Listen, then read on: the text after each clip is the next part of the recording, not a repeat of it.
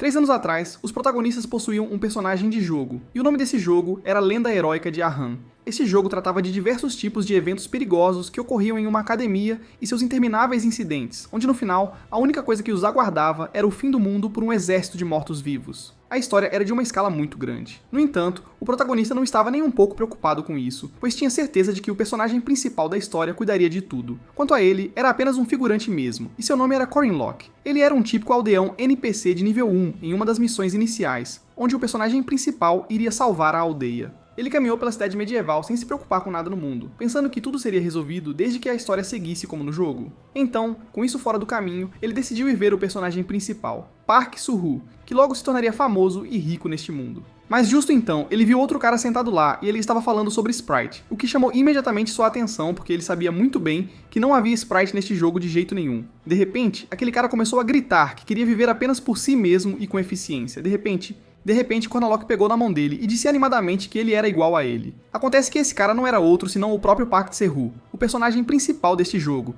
e ele também era apenas uma pessoa comum possuindo um personagem de jogo. No entanto, à medida que Park Su-hoo começou a derrotar monstros sem suar a camisa, a diferença entre os dois se tornou muito mais visível. E isso foi... Ele tinha o privilégio que era dado aos personagens dos jogadores, uma janela de estatísticas. Mas o problema era que Siu nunca tinha jogado esse jogo antes, então ele não fazia ideia do que deveria fazer com essa janela de estatísticas. Foi aí que Cornella entrou na jogada, e ele o aconselhou que, já que planejava se tornar um mago, deveria primeiro investir em estatísticas de inteligência, e então haveria um livro de habilidades na próxima história, que também era realmente importante. A razão pela qual ele sabia tudo isso era porque esse cara tinha jogado todas as histórias e todas as rotas possíveis que havia nesse jogo. Então, basicamente, ele era um profissional em Heroic Legend of Ahan, e para Su, ele era realmente uma vantagem incrível para se ter ao seu lado. No meio da conversa deles, um monstro tentou atacar Cordon Lot pelas costas. No entanto, Su agiu como escudo e derrotou o monstro com magia. Os dois começaram a trabalhar juntos como uma equipe, derrotando monstros com facilidade. Corin e Locke tinham todas as informações sobre este mundo, enquanto Sivu tinha a janela de estatísticas e o sistema do jogador. Os dois se tornaram uma grande dupla, e com o próprio personagem principal ao seu lado, ele começou a acreditar que poderiam salvar muitas pessoas, e realmente impedir o mundo de acabar para que no final pudessem retornar à Terra. Depois de derrotarem os monstros, Su deu-lhe um elixir de classe baixa para recuperar suas forças, e mesmo estando curioso para saber como ele conseguiu aquilo, ele ficou grato. No entanto, enquanto bebia, pensou que havia uma coisa que o deixava muito decepcionado, e isso era que todos os integrantes do seu grupo eram homens. Originalmente, o charme deste jogo era que ele continha ação de fantasia, bem como diversas heroínas e recursos de simulador de namoro. Mas Su-hyun não queria se envolver com nenhuma mulher, e ele só as colocava em seu grupo quando era necessário.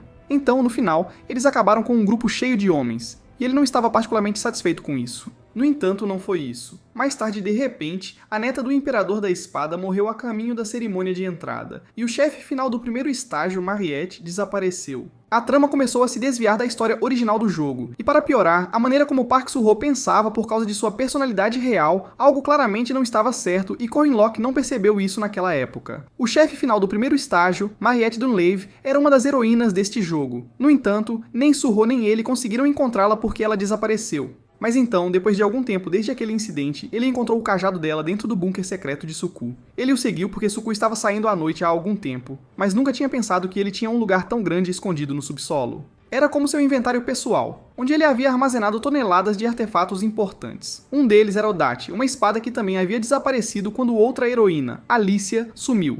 Cada item presente naquela sala pertencia a um personagem que havia desaparecido conforme eles avançavam no jogo. Mas isso não era tudo. Ele ficou ainda mais chocado ao ver que Meryl Dunalaf estava sendo mantida lá como prisioneira, acorrentada. Antes que ele pudesse sequer compreender tudo isso, Su apareceu atrás dele e o questionou sobre por que ele estava lá. Corin Locke exigiu uma explicação para tudo isso, enquanto se lembrava de que Su havia lhe dito que ele perdeu Mariette quando foi atrás dela. Mas Su respondeu que ela era apenas um demônio e ele não queria desperdiçar o sangue de um vampiro de classe superior quando podia usá-lo eficientemente para si mesmo. Ele também disse a Corin Locke que ele também tinha bebido uma boa quantidade dele. E naquele momento, ele percebeu o que aquele elixir de baixa qualidade realmente era. Ele sentiu-se enjoado até o estômago, e enquanto se ajoelhava no chão, Su simplesmente perguntou qual era o problema, já que ele havia trabalhado muito para capturá-la, até se aguentando por um mês na floresta com uma armadilha. Corin Locke queria saber por que ele fez tudo isso, e ele respondeu que foi tudo para progredir eficientemente com a história. Ele achava o caminho de seu chamado conselheiro muito frustrante, porque estava sofrendo perdas repetidamente ao tentar salvar pessoas. Ele não estava matando aqueles seres irritantes como Jaeger e Lark, e ele continuava tentando proteger pessoas que eles nem podiam manipular sem aumentar o nível de amizade. Assim, ele chegou à conclusão de que usá-los todos assim era, de fato, a maneira mais eficiente, e até afirmou que era melhor nesse jogo do que Corin Locke. Konalok entendeu agora que este homem tinha mentido para ele desde o início e que ele não era iniciante de forma alguma. Sem saber mais o que dizer, ele perguntou quantas pessoas ele tinha matado até agora, e sem qualquer hesitação, ele respondeu que se conseguisse mais 3 mortes, seriam 100 mil. Percebendo que ele não era nem humano, mas apenas um monstro, Kornilov ficou furioso e agarrou-o pela gola, mas Sudo nem sequer se mexeu e disse-lhe que eles eram apenas NPCs de qualquer forma, e que ele também já tinha matado muitos deles. Kornilok gritou que aqueles que ele estava matando eram monstros malignos que não mereciam ser salvos porque estavam tentando acabar com o mundo inteiro. Irritado por ele sempre repetir a palavra eficiência, ele perguntou se ele estava tão obcecado com isso desde o início, então por que ele pegou a Audat quando não fazia sentido para um mago pegar um artefato escondido destinado a um cavaleiro. Ele também destacou que não havia absolutamente nada de errado com um elixir comum, que você pode fazer muito facilmente apenas através da tela de estatísticas. O fato de ter feito todo esse trabalho ineficiente para criar essa fazenda era a prova de que ele só precisava de um saco de pancadas para suas tendências sociopáticas. Aquelas palavras enfureceram Sil e ele rapidamente o atacou. Quando Kornilok estava à beira de desmaiar, Sil se aproximou dele e disse que ele não deveria estar falando assim com ele depois de tudo o que havia feito por ele. Ameaçadoramente, ele olhou-o nos olhos e declarou que queria que ele o considerasse como tudo para ele, como o seu mundo, porque claramente ele não entendia o seu lugar neste mundo. Tudo o que fazia era sempre meter-se nos assuntos dos outros ou olhar para outras mulheres. Vendo a expressão no rosto dele, Konalok ficou aterrorizado e ele não tinha ideia do que Sue estava tentando dizer. Ele recuou nervosamente, gritando que não era para ele ser esse tipo de personagem, e perguntou por que ele estava de repente tentando mudar todo o gênero deste jogo quando já estavam juntos por 199 capítulos. Sue respondeu que ele havia removido tudo o que poderia atrapalhar até agora, tudo para garantir um futuro para os dois. Esse também era um dos motivos pelos quais ele só colocava rapazes no grupo deles. No entanto, eles eram apenas para olhar, porque o único que ele realmente amava era Konalok. Isso é assustador, não é normal. Graças a Deus, essa história não é BL. O protagonista estava absolutamente apavorado e, por instinto, deu um soco no rosto de Sue. Ele tentou fugir para salvar sua vida, pensando que nunca tinha nem sequer tido uma namorada antes. No entanto, as videiras mágicas de Sue o detiveram e o prenderam. Ele se aproximou dele e mais uma vez lhe disse que iria prendê-lo para sempre, porque, neste mundo falso, Kornilok era a única coisa real que existia para ele. Kornilok começou a chorar e implorou para ele parar enquanto Sue, ao lançar um feitiço, afirmou que tudo iria acabar em breve, e assim que tudo acabasse, eles iam ficar juntos para sempre. No momento seguinte, ele abriu os olhos e se encontrou sob as estrelas no meio de um oceano. Era um plano separado que Park Soo-il havia criado só para mantê-lo preso. Uma notificação aparece, informando que a última fase estava se abrindo, e ele entendeu que isso só significava uma coisa. Stu estava prestes a enfrentar o chefe final para terminar o jogo. Desde que ele vinha matando tudo sozinho há um tempo, Kornilok estava certo de que venceria o chefe final também. E isso só o deixava mais preocupado porque não fazia ideia do que iria acontecer com ele depois disso. No entanto, de repente apareceu outra mensagem afirmando que o desafio havia falhado porque o jogador tinha morrido, o que o deixou completamente atordoado e sem palavras. E assim voltamos ao tempo presente. MC acordou em sua cama e só quando olhou pela janela percebeu que tinha sido teleportado de volta no tempo, de volta a 3 anos atrás. No primeiro dia em que ele chegou lá, ele cerrou os punhos e com lágrimas escorrendo pelo rosto, estava determinado a matar o estranho personagem principal nessa linha do tempo e pôr fim a ele de uma vez por todas. Com o passar do tempo, houve um incidente na inundação do rio Roshan, onde durante a missão de subjugação do monstro da água, a barragem se rompeu e uma vila inteira foi levada junto com ela. 1000 monstros aquáticos e milhares de pessoas daquela cidade se afogaram naquele dia. No entanto, mesmo em uma cena tão horrível, Park Sae-gu parecia estar gostando muito. Anteriormente, Kornilok simplesmente não conseguia entender por que ele estava sorrindo assim, então decidiu não pensar muito sobre isso. Mas agora que ele sabia o que Sihu realmente era, entendia muito bem que mesmo que inúmeras pessoas estivessem morrendo, ele só via o próprio lucro nisso. A chance de monopolizar XP. Ele ainda se sentia atormentado ao lembrar como Sueo havia matado quase 100 mil pessoas como um verdadeiro demônio, mas mesmo assim, ele não iria recuar e queria detê-lo. Como tinham começado há pouco tempo, ambos eram iguais no nível 5, e todos os fatores que fortaleciam o jogador principal estavam principalmente centrados na Academia Merkabah. E depois de entrar naquela academia foi quando Park Seo-ru começou a ficar muito mais forte. Ele ainda não era um monstro, mas ainda assim, não havia como prever quão rapidamente ele se tornaria mais forte após entrar naquela academia. Com esse pensamento em mente, Kornilok correu para uma floresta. Como a cerimônia de entrada da academia ia acontecer em apenas 5 dias, a única chance de matá-lo era agora, e para isso, ele pegou alguns cogumelos daquela floresta. Mais tarde, uma missão de tutorial começou onde uma carruagem a caminho da cidade de Merkabah quebrou em uma floresta infestada de monstros, e o jogador precisava proteger aquelas pessoas junto com os guardas de segurança até que fosse consertada. Então Su prosseguiu e ajudou os 2 cavaleiros, Leon e Laura, que até o elogiaram dizendo que ele era bastante habilidoso. Ele agradeceu por isso. Um homem então informou os 2 cavaleiros que a carruagem havia sido consertada, então era hora de seguirem em frente. Então, de repente, eles ouviram um rugido alto vindo da floresta, e quando olharam para trás, havia um tronco de madeira vindo direto na direção deles. Leon rapidamente empurrou Laura para fora do caminho, e ele mesmo quase não conseguiu desviar. Ambos se levantaram novamente e sabiam exatamente que esses sons de choro pertenciam ao lobisomem, que era um monstro de nível 2. Apareceu na frente deles e mais uma vez soltou um rugido alto. Conalog também chegou lá. No entanto, ele chegou um pouco tarde, mesmo tendo corrido para lá assim que a missão começou. Se ao menos ele tivesse chegado cedo e tido algum tempo para se preparar, poderia ter salvado aqueles cavaleiros. Mas agora, o lobisomem estava atacando-os, começando com a Laura. Leon instruiu Sueu a entrar rapidamente na carruagem e fugir enquanto ele ficava para ganhar tempo.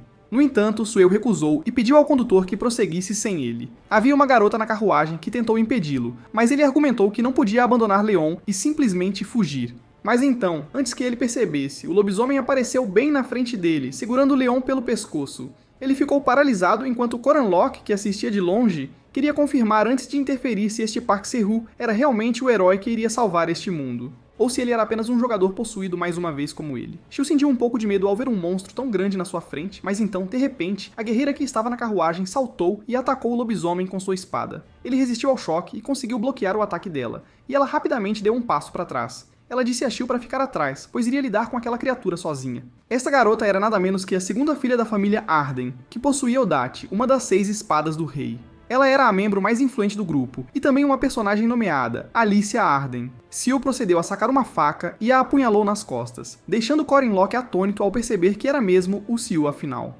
Confusa, Alicia perguntou por que ele estava fazendo isso, mas então começou a sentir tontura, como se tivesse sido envenenada. Sue sorriu para ela e disse que sua mão simplesmente escorregou porque estava muito nervoso. O lobisomem também ainda estava lá e tentou atacá-la, mas ela conseguiu bloqueá-lo. Enquanto isso, Coranlock lembrou que se Alicia morresse ali mesmo, então Sue conseguiria colocar as mãos em Adate, e depois disso, ele seria capaz de se juntar à equipe de Lunia Arden, que era uma grande espadachim.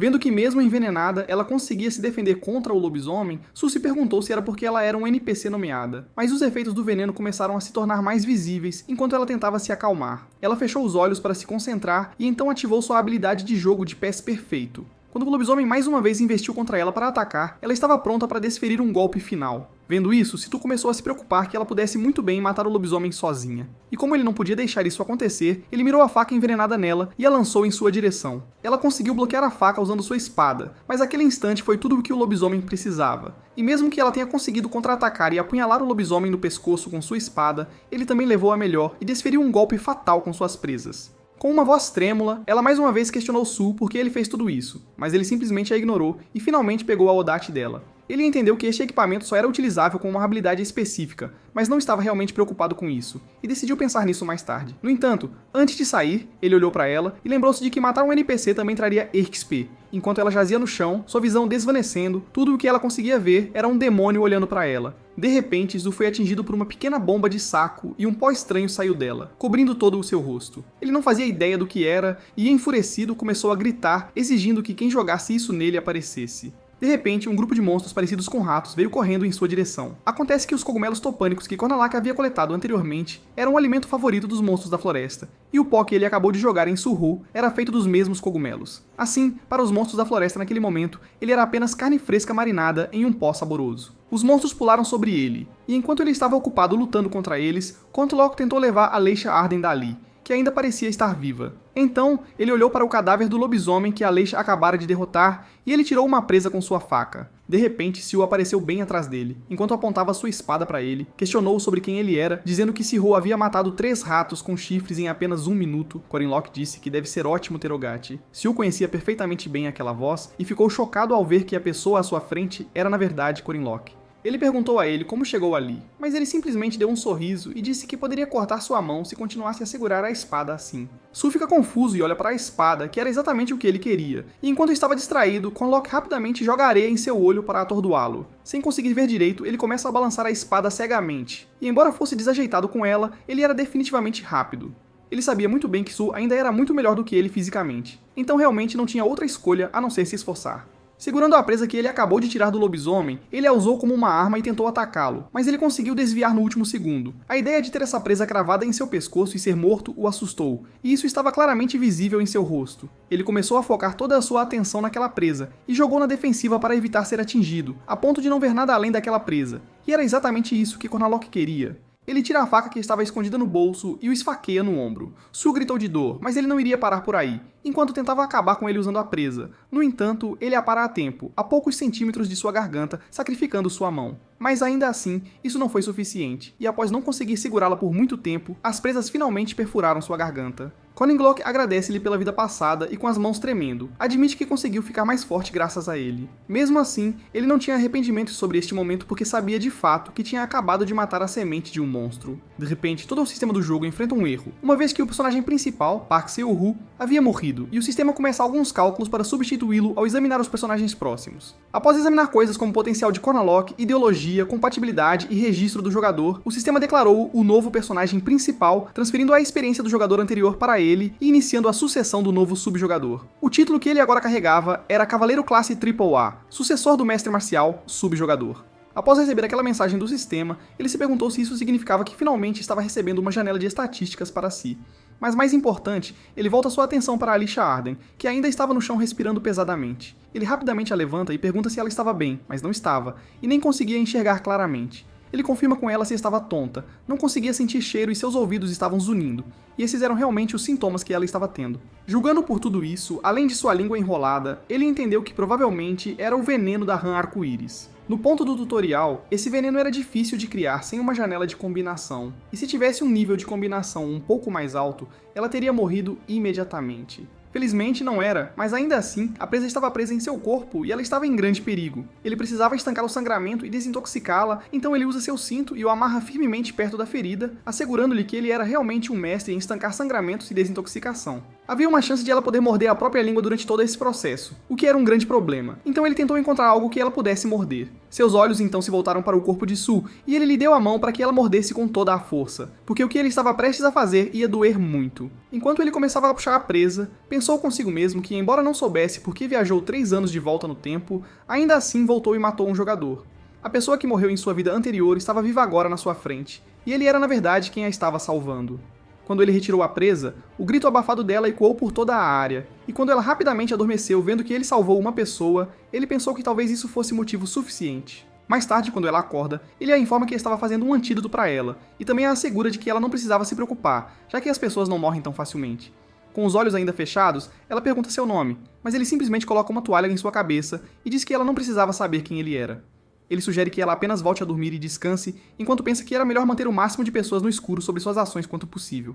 Ele começa a analisar toda a situação em que se encontrava e revisa a premissa principal que essa história tinha. A história de lenda heróica de Arran, como o nome dizia, era uma história sobre o herói. Ao resolver os incidentes e acidentes que ocorreram na academia, o personagem principal se torna o herói que salvaria todo este mundo ao derrotar inúmeros vilões, e o chefe final no final. A única razão pela qual o demoníaco Park Seo-woo seguiu com a história por tanto tempo foi porque se o chefe final não fosse derrotado no final, este mundo todo acabaria.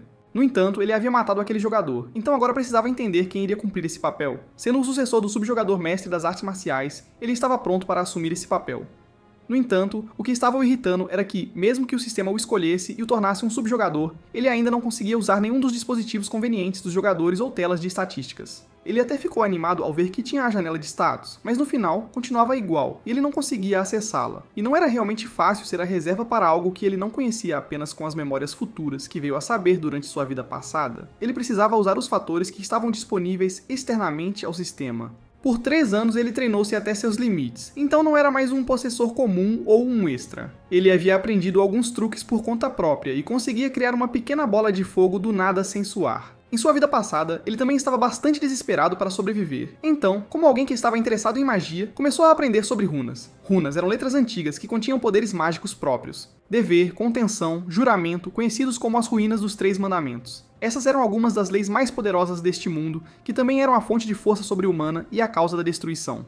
Lembrando de tudo isso, ele decide inscrever todos os 3 em seu corpo, e usou seu próprio sangue para fazer isso. O primeiro que ele desenhou foi a runa do Dever. Este mandamento concedia ao lançador alguns poderes extras ao honrar um juramento autoimposto. Poder-se-ia continuar a cumprir deveres simples e estáveis, como por exemplo não comer frango. No entanto, como eram muito fáceis de seguir, mal ganhar-se-ia qualquer estatística com eles. Era como alto risco, alta recompensa. Então, embora fosse bastante exigente, ele entendeu que precisava fazer algumas grandes promessas que teria que seguir até o fim. Assim, ele jurou que nunca fecharia os olhos para as desgraças das pessoas boas, e a runa no seu braço começou a acender.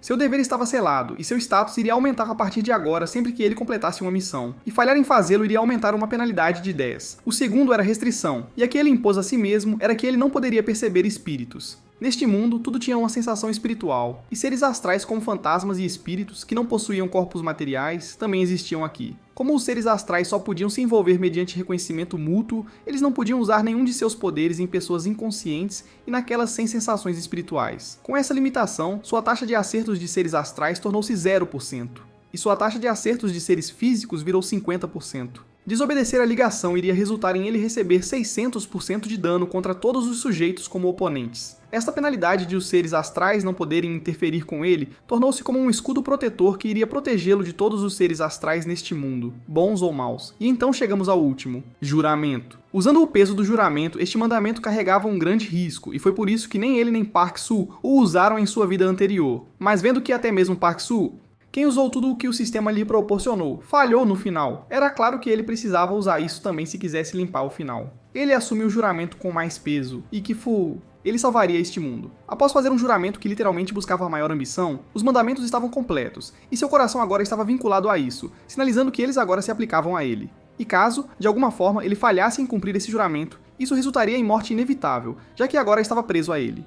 Mais tarde, Alicia acordou em uma cama e rapidamente tentou se levantar, mas então a enfermeira entrou e perguntou se ela estava se sentindo bem agora. Ela não fazia ideia de onde estava, então a enfermeira informou que ela estava no hospital de emergência da cidade de Merkabah. Ela queria saber onde estava a pessoa que a havia levado até ali, mas a enfermeira disse que ele tinha acabado de sair. Como ela ainda não podia se mover, começou a olhar em volta para ver onde estavam suas coisas. E então, ao lado da cama dela, havia uma bolsa, e nela estava o cinto de Cornlock que ele havia amarrado em volta do ferimento dela. Ela se lembrou que pertencia a ele, e ao pegá-lo, percebeu que ainda havia sangue nele. Com uma expressão determinada no rosto, ela chamou a enfermeira, deixando-a um pouco nervosa, mas depois perguntou-lhe se havia um lugar que vendesse doces bombardeados com mel. A enfermeira ficou ali confusa, dizendo que ela só poderia comer ensopado por enquanto.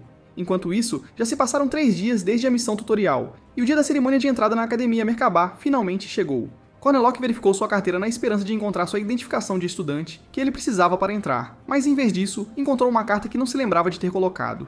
Ele a abriu, e a carta era da sua família neste mundo, e dizia que estavam muito orgulhosos dele. Eles desejavam que ele se tornasse um homem maravilhoso que protegesse pessoas inocentes, como aqueles que estavam ao seu lado como grandes protetores. Pensando sobre sua vida neste mundo, ele era apenas uma criança normal e incompetente, mas mesmo assim, ele tinha uma família. Quando ele possuía este corpo pela primeira vez, ele costumava agir de forma desajeitada e desconhecida com eles. No entanto, eles o tratavam como família sem mudança, e foi assim que ele lentamente começou a amar muito a sua família e este mundo. Isso por si só era uma das principais diferenças entre ele e Park Soo, e ele se sentia sortudo por tê-los. Mais tarde, dentro da Academia Merkabah, todos lá presentes pareciam muito confusos e se perguntavam por que havia tantos trens ali. Mas então, uma garota deu boas-vindas a todos os novos alunos e pediu que se reunissem ao redor dela. Cornlock se apresentou a ela e ela ficou bastante impressionada ao ver como ele era alto. Com um sorriso radiante no rosto, ela lhe ofereceu uma batata do nada, o que o deixou um pouco confuso. Depois que todos se acomodaram dentro do trem, ela começou a dar a eles um tour por toda a academia, começando pelo edifício da criação, onde os estudantes de magia costumavam se reunir e conduzir suas pesquisas.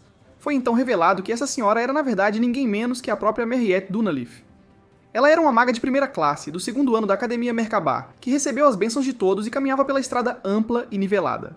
À medida que a vida continuava, as pessoas deste mundo iam experimentar muitas desgraças e tragédias imprevisíveis, e havia profundezas de desespero que iam acontecer a Mariette Dunalith. Infelizmente, isso precisava acontecer com ela, porque ela era, de fato, a chefe final do primeiro ato. Depois de terminar o passeio, ela pediu a todos que pegassem uma batata e uma batata doce cada ao descer do trem. Após deixá-los, ela se despediu e desejou a todos boa sorte. Quando todos entraram no salão da Academia Merkabah, Cornlock rapidamente notou que a magia de expansão do espaço estava começando, enquanto todos ao seu redor não tinham ideia do que estava acontecendo, e simplesmente entraram em pânico. De repente, alguém gritou com eles, dizendo que os novos cadetes dessa academia não deviam se assustar com algo assim. Mais uma vez, enquanto todos estavam se assustando, Cornlock nem piscou, ele já sabia que era a voz do velho Haman, pois o padrão dele era sempre praticamente o mesmo. Ele estava basicamente comandando um campo de treinamento neste ponto. Neste mundo, a população tinha um histórico de batalhas contra a tribo maligna, e a arma mais eficaz contra a tribo maligna eram os super-humanos que eram capazes de usar aura e mena. O lugar que desenvolvia esses super-humanos era a Academia Guardiã, Merkabah. E assim estávamos aqui, enquanto Fermac Damon, o professor do corpo docente noturno, se apresentava a todos, pois ele estava encarregado da cerimônia de boas-vindas dos novos alunos este ano. Cornlock, por outro lado, estava simplesmente aproveitando o espetáculo, já que fazia um tempo desde que o tinha visto. Enquanto o professor prosseguia com seu discurso sobre como cada um deles estava ali para se tornar um cavaleiro ou um mago, ele também achava irritante agir como se fossem extraordinários quando na realidade provavelmente eram apenas crianças comuns. Então, primeiro, ele queria ver suas habilidades, e uma tela se abriu na frente deles, mostrando suas estatísticas gerais. Corinlock não ficou realmente contente ao ver suas estatísticas, mas achou suas estatísticas físicas um pouco atraentes. O professor Fermack instruiu-os a ficarem em frente ao número que correspondia à sua classificação geral. E como a classificação geral de Corinlock era 6, ele ficou nessa fila. Como havia um limite de 400 pessoas, ele percebeu que ele estava, na verdade, no 1% inferior. Com isso resolvido, o professor sorriu e desejou-lhes boa sorte para suas batalhas.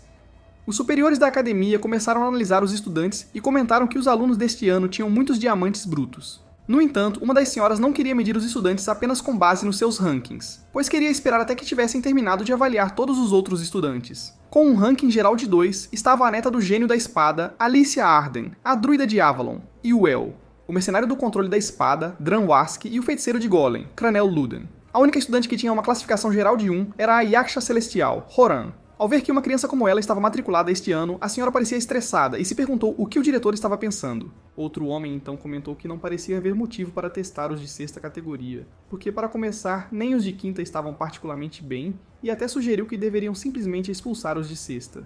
No entanto, a senhora se ofendeu e lembrou-lhe que o diretor queria que todos os estudantes seguissem o caminho do aprendizado. Assustado, o homem não discutiu e procedeu para começar o próximo exercício.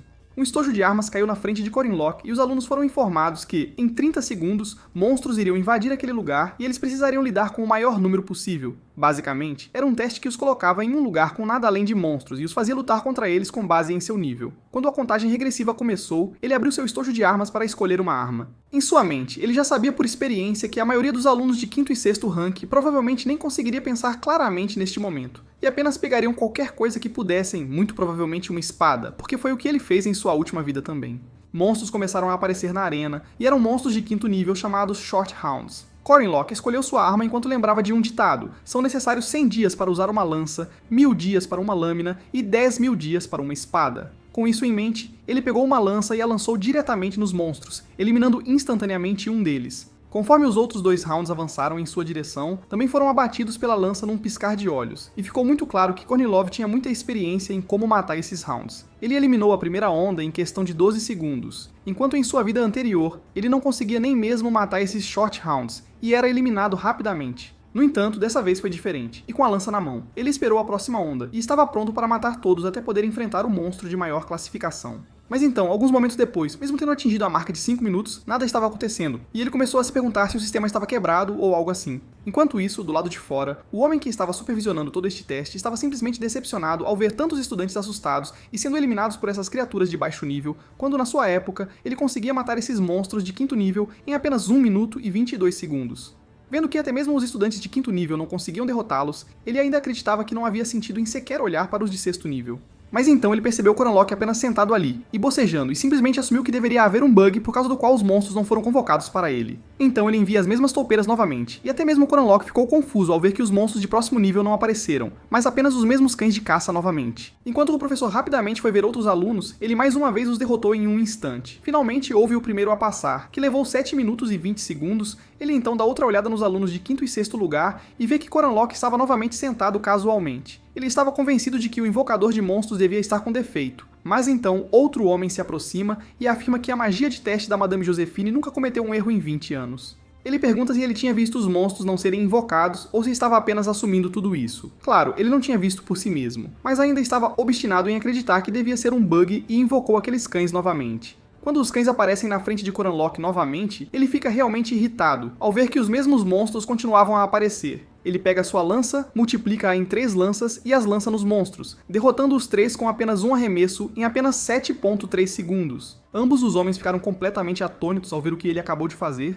e rapidamente chamaram o professor Fermack para vir examiná-lo. Eles perguntaram a ele qual era o recorde mais rápido para o 3º e 4º nível que ele estava encarregado, e ele respondeu que havia um garoto chamado Jäger que detinha o recorde de 3 minutos e 30 segundos. O professor ficou ainda mais surpreso, e vendo o quão bom ele era em lançar a lança, ele supôs que devia ser filho de um caçador. Ele então procede a invocar um javali fosco, que era um monstro de 4º nível, um nível acima dos cães anteriores, para ver do que ele era capaz. No entanto, ele ficou novamente chocado ao ver que o javali foi derrotado em apenas 3,7 segundos. Ele então aumenta o desafio e invoca um monstro de 3ª categoria, um urso coruja. A criatura imediatamente começa a atacá-lo, mas Koloff rapidamente desvia e a apunhala com sua lança. No entanto, o corujurso nem sequer sentiu, e continuou tentando atacá-lo. Como isso não funcionou, ele então usa seu feitiço mágico e põe o monstro em chamas. Todos do lado de fora ficaram chocados ao ver que ele estava usando magia de runas, e até mesmo o professor Firmic começou a ficar intrigado. Parecia que o fogo também não teve muito efeito sobre ele, mas como estava bloqueando sua visão, era tudo o que ele precisava ao golpeá-lo de cima e cravar a lança diretamente no crânio. Os professores do lado de fora perceberam que ele definitivamente não era apenas um 6º nível, mas não podiam realmente testá-lo além disso, pois o teste do monstro foi feito para ir apenas até o 3º nível. Eles sentiram que um estudante interessante havia aparecido pela primeira vez em muito tempo e aguardavam ansiosos para ver como ele iria lutar contra os espíritos malignos na próxima parte deste teste. Eles começaram com o teste do espírito maligno de 5º nível, e ele podia sentir que algo havia definitivamente sido convocado na sua frente. No entanto, ele não podia ver ou ouvir por causa da penalidade de restrição que ele tinha. Por causa disso, ele não podia sentir ou interferir com almas, fantasmas ou espíritos de forma alguma. Ele decide esperar um pouco para verificar se essa restrição estava realmente funcionando como dito, e depois de 1 minuto apenas parado ali, foi confirmado que estava ativada com certeza. Então, como ele havia confirmado tudo o que queria confirmar nesta parte do teste, ele simplesmente levanta a mão e anuncia que queria desistir. Quando o resultado final de seu teste apareceu, ele foi desclassificado de todo o teste do espírito maligno. Enquanto no teste de monstros, ele estabeleceu um novo recorde por derrotar todos os 3 monstros. Quando saiu do teste, o professor apenas olhou para ele e se perguntou o que exatamente ele era. Depois que o teste terminou, todos estavam discutindo entre si sobre quais classificações conseguiram e quantas criaturas derrotaram. Mas havia um estudante que se destacou, e seu nome era Jaeger Hinchpeter. Cornlock lembrou quem ele era porque esse cara foi o mesmo garoto que começou uma briga com o jogador no início da história em sua vida passada, e Park Seo-Hoo simplesmente o matou porque ficou irritado. Ele concordou que era um lunático, arrogante e um pouco delinquente, mas também entendia que isso era comum para a sua idade. Outros estudantes então começam a zombar do 5º colocado, já que eles até perderam para criaturas como cães pequenos e fantasmas. Mas havia um garoto que Cornlock reconheceu e seu nome era Lark. Ele se lembrou de que, em sua vida anterior, não conseguia superar seu complexo de inferioridade, mas, como costumava falar mal de Sihu e dele, também recebeu o mesmo destino que Jar nas mãos do jogador. Nesse momento, o diretor da academia, Arya Kizar, sobe ao palco e começa seu discurso sobre como cada um deles havia entrado nessa academia para se tornarem fortes. Alguns deles tinham força suficiente, enquanto outros ainda tinham um longo caminho a percorrer. E embora ele não pudesse garantir que eles conseguiriam o que queriam deste lugar, ele esperava que todos fossem capazes de encontrar seu próprio caminho aqui, porque ele estava lá para ajudá-los a dar o primeiro passo. Mas depois disso, a única coisa que importava eram suas motivações. Portanto, dito isto, ele lhes deseja um ótimo dia e se retira.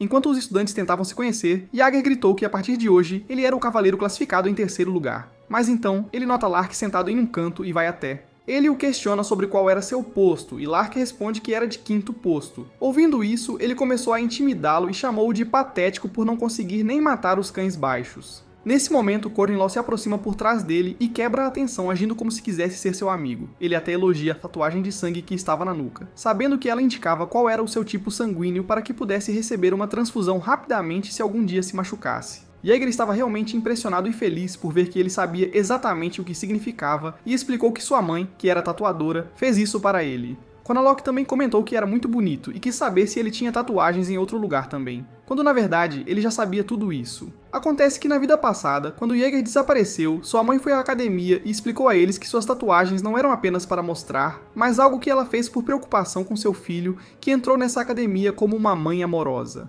Enquanto ele mostrava orgulhosamente todas as suas tatuagens, Cornlock avança para se apresentar e assim que parecia que eles estavam se tornando amigos, ele envolve Lark também, e todos riem juntos, criando seu próprio grupinho. Enquanto isso, Alicia o observava de longe e o achou realmente incrível, pois ele conseguiu salvar aquela criança que estava sendo intimidada de forma tão natural. Aos olhos dela, ele parecia uma boa pessoa, mas por outro lado, ele estava pensando consigo mesmo que agora que havia deixado uma boa primeira impressão em Lark, ele poderia usar sua habilidade memorizar, o que significava que ele havia obtido um livro de habilidades gratuito na forma de Lark, e ele começou a sorrir como um maníaco. Na Academia Merkabah, a maioria das instalações eram fornecidas aos alunos gratuitamente. As cafeterias dos alunos eram relativamente mais baratas do que Fura, e os dormitórios dos alunos também eram gratuitos. O que se destacava nessa academia, e era a instalação mais recomendada, eram as salas de treinamento. Quanto ao motivo, a razão era muito simples. Era um lugar onde até mesmo um treinamento impossível poderia se tornar possível. E claro, Cornelacon já começou a usá-lo para se preparar para lutar contra os corpos espirituais que eram invisíveis para ele. Enquanto ele treinava, alguns veteranos o observavam e comentavam sobre como os alunos geralmente praticam com corpos espirituais no segundo semestre, e mesmo assim, não conseguiam nem pegar os corpos espirituais do tipo vento.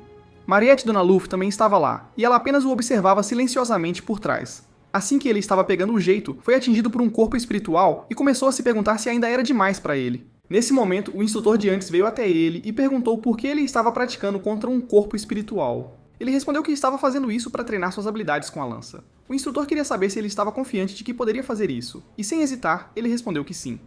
Ao mesmo tempo, ele não conseguia entender por que o instrutor estava se aproximando dele assim de repente, e começou a supor se algo deu errado durante o exame de entrada. No entanto, para sua surpresa, o instrutor sorriu amplamente, pois gostou da maneira como ele falou e lhe deu 10 bilhetes de refeição. Antes de sair, ele também disse para ele ir procurá-lo quando tivesse sucesso, para que pudesse elogiá-lo mais, enquanto Corinlock se sentia muito feliz após receber tal presente. Ele também sentiu que estava ficando nervoso sem motivo e acreditava que um cara que mostrava afeto através da comida devia ser um bom sinal. Colocando tudo isso de lado, ele voltou ao seu treinamento, e quando parecia que ele estava prestes a levar a melhor, ele foi atingido novamente e caiu.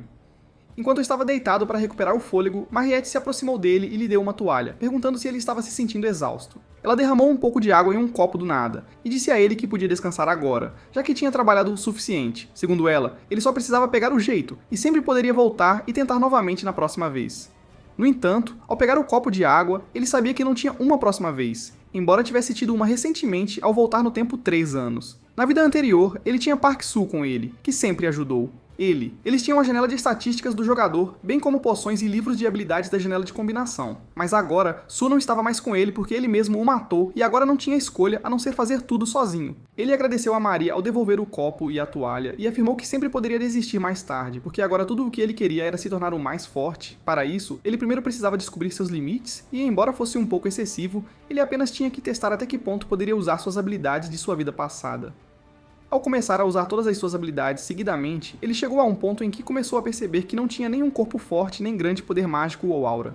Quanto a todas as informações que ele tinha sobre Park Seo-Ru e sobre o futuro, também pareciam inúteis ao enfrentar monstros e gênios. No entanto, ele entendeu que para sair dessas situações, precisava trabalhar mais do que todos se quisesse ser o mais forte. Ele sentia-se confiante de que seus últimos 3 anos não o trairiam agora, e ao pegar a lança novamente, usou um de seus movimentos onde ele jogava a lança para o alto. Como ele acabou de jogá-la sem mirar, Mariette se perguntou se ele estava desistindo afinal. Mas então, de repente, quando ele a pegou no ar, ela percebeu que ele não a havia jogado. Ele lançou para que pudesse pegá-la novamente. Ele finalmente conseguiu chegar atrás do corpo espiritual e cravou a lança bem nele, destruindo completamente o espírito.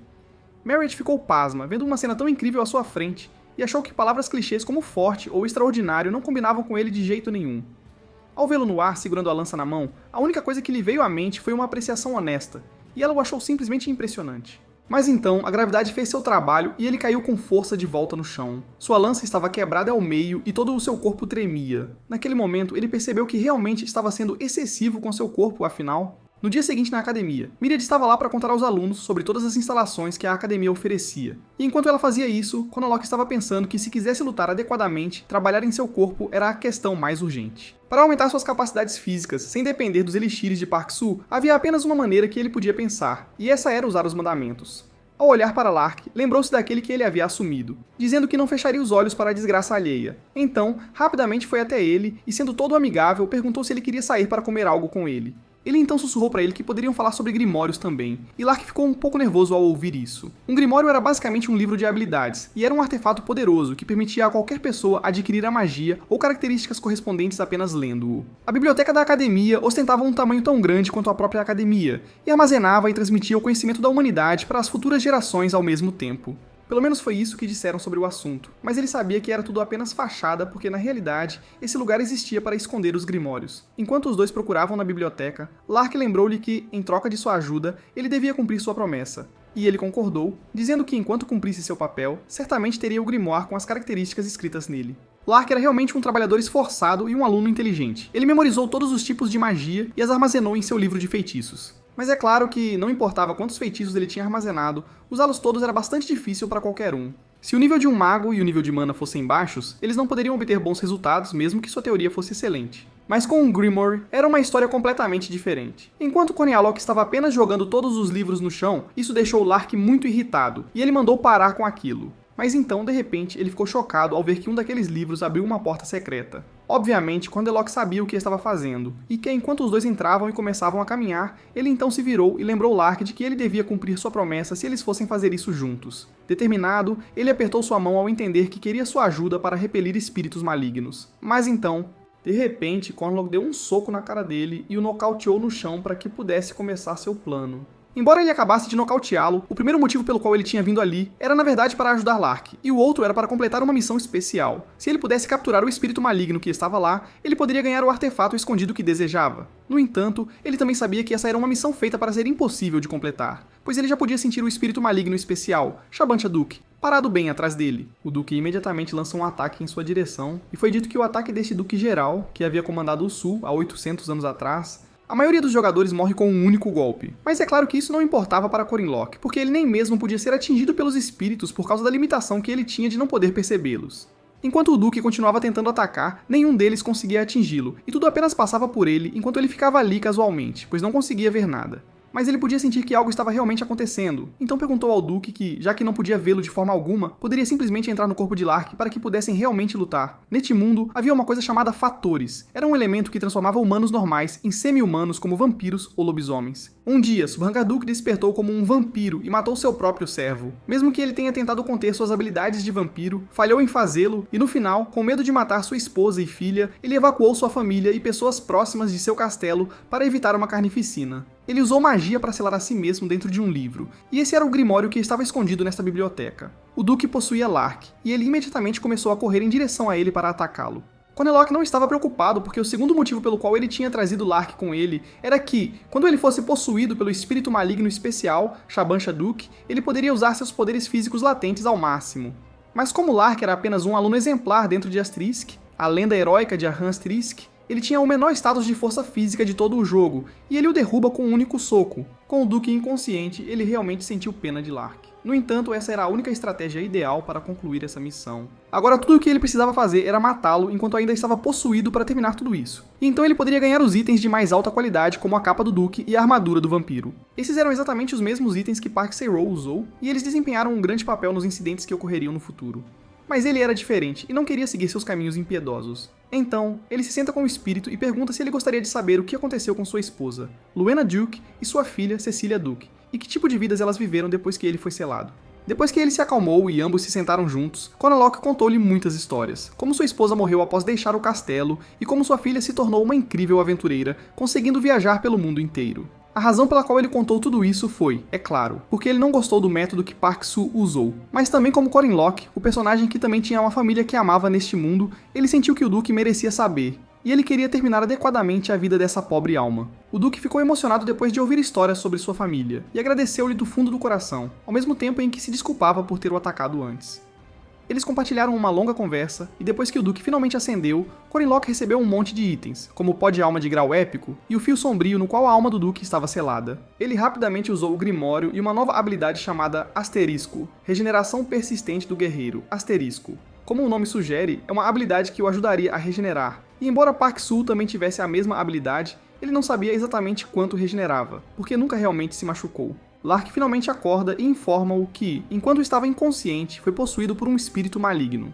Ele começa a fazer perguntas, se o queixo deveria doer quando um espírito maligno o possuía, mas Cornlock ignora isso, e simplesmente dá-lhe o segundo grimório que ele tinha conseguido ao completar essa missão, como havia prometido. Essa foi também a última razão pela qual ele escolheu Lark para esta missão. Ele queria ver aqueles que se esforçam mais receber uma recompensa, e ele parecia absolutamente radiante de alegria. Junto com a conclusão da missão, como ele também cumpriu seu dever de não fechar os olhos para a desgraça de pessoas gentis, ele recebeu um total de 80 pontos, o que até o deixou surpreso, porque com base no jogo, ele só poderia ganhar 5 estatísticas subindo um nível. O que significava que ele deve ter subido de nível 16 vezes se recebeu 80 pontos. Como ele não recebeu uma notificação de subida de nível, supôs que isso deve significar que a recompensa por esta missão foi de 80 pontos, e se perguntou se esse total estava de alguma forma compensando o fato de que ele não podia ganhar atributos diretamente. Mas na realidade, ele tinha ganhado 40 pontos por não fechar os olhos para a desgraça de Lark e outros 40 por fazer o mesmo por Sabancio Duke. Mais tarde, na sala de treinamento, Mariette estava novamente oferecendo batatas a todos lá, e eles estavam enlouquecendo para conseguir uma delas. Ela vai até Cornlock e pergunta se ele ia novamente pegar os corpos espirituais, e ele confirma que era isso que pretendia fazer. Ela acreditava nele e afirmou que estaria lá para torcer por ele. No entanto, os outros alunos ali ficaram com ciúmes por ele estar recebendo a atenção dela e estavam certos de que não havia como um classificado em 5º lugar do primeiro ano conseguir capturar um corpo espiritual. Ela ouviu o que estavam dizendo sobre ele, então apostou 2 moedas de ouro que ele teria sucesso, enquanto os outros começaram a apostar contra ele. Ele não ligava para eles e só queria praticar um pouco. Ele estava confiante de que agora, com as estatísticas que ganhou ajudando o Duque, poderia com certeza capturá-lo. Mas o que ele realmente queria saber era exatamente o quanto mais forte tinha se tornado. Então ele trouxe sua lança e começou o teste com o básico mais fraco primeiro. Ele decidiu começar com a técnica Picar Serpente Ominosa, que era o mais básico dos ataques básicos sob asterisco, o Lamb Serpent Intense Asterisk, só para ver quanto progresso ele tinha feito. Embora soubesse que provavelmente seria difícil fazer um único corte com ela, foi rapidamente provado errado ao destruir completamente o corpo espiritual com um único golpe. Todos ficaram pasmos ao ver isso, e ele mesmo não conseguia acreditar em quanto mais forte tinha se tornado. Mariette aproximou-se dele e ficou feliz ao ver que ele conseguiu em um golpe, enquanto levou 3 golpes no outro dia. Por outro lado, ele se sentiu um pouco desconfortável porque parecia que ela tinha uma visão bastante singular, já que conseguia acompanhar seus ataques com os próprios olhos. Ela então entregou a ele a parte do dinheiro que ganhou graças a ele após ganhar a aposta contra aqueles caras. Ele não ia recusar dinheiro de graça, então ele aceitou com prazer, e eles começaram a rir. Mais tarde à noite, enquanto ele comia algumas batatas, ele contemplou que em sua vida passada também teve que lutar muito para aperfeiçoar suas artes marciais. Mesmo agora, ele só conseguia fazer até o 5º passo dos 6 passos para a iluminação. Ele ainda tinha um longo caminho pela frente, mas como estava avançando com a lança mais rápido do que esperava, não estava tão preocupado. A coisa que mais o incomodava agora era não ter mana suficiente para ativar a magia rúnica. Ele também não conseguiu resolver isso completamente em sua vida passada, porque para usar magia rúnica era necessário ter uma quantidade incrível de mana. Ele acreditava que, se pudesse resolver esse problema, poderia ficar muito mais forte do que era em sua vida anterior. Então ele queria resolver isso de alguma forma. Nesse momento, alguém o chamou e ele imediatamente reconheceu aquela voz. Havia uma pessoa nessa academia que ele simplesmente não conseguia superar. Não importava o quanto ele aprimorasse sua habilidade com a lança e magia rúnica. Ela era uma das forças mais poderosas na lendária heróica de Ahan, e era a única personagem feminina que até mesmo Park Shield não conseguia matar. Ela era a Yaksha Celestial de Rank 1, Horan. Ele não fazia ideia do motivo pelo qual ela queria falar com ele, então decidiu simplesmente ignorá-la, porque sabia que ela era alguém que ele simplesmente não conseguia lidar, e isso o deixava um pouco assustado. Mas então, de repente, ela lhe disse que ele não parecia o verdadeiro dono daquele corpo. Isso o congelou no lugar ao começar a se perguntar se ela sabia que ele realmente havia possuído aquele corpo. Hwoarang era um tipo único de existência contraditória, um cadáver vivo que tinha tanto almas humanas quanto de monstros dentro de seu corpo. Diziam que os olhos da alma daqueles que estão no meio entre a vida e a morte viam a cor das almas das pessoas. Então, no mínimo, ele entendeu que poderia ser ainda mais estranho ela não ter visto isso desde o início. Ela o questiona sobre como ele se sentiu ao esmagar e consumir a alma original daquele corpo, e ele simplesmente responde que não sabe. Ele se lembrou de que realmente se preocupava muito com isso em sua vida passada, se ele e este Corin Locke eram pessoas diferentes, se as memórias que ele agora tinha neste mundo não eram suas. Ele frequentemente se perguntava quem ele realmente era, quem escalou o colégio masculino, o ensino médio masculino, a graduação em cinesiologia e a carreira militar. Mas depois de Neste ponto, tudo simplesmente se tornou sem sentido. Ele entendeu que deve ser diferente para Horan, já que a original estava realmente com ela naquele corpo. Ela afirma ainda que, como ele não era o verdadeiro dono daquele corpo, ele era apenas um ladrão e assaltante que não tinha direito àquele corpo. Ele permanece em silêncio por um momento, mas então lhe diz que no bairro ao lado de sua cidade natal, havia uma pessoa chamada Bruce, que costumava se transformar em um gigante verde sempre que ficava bravo, e pergunta se ela sabia sobre ele.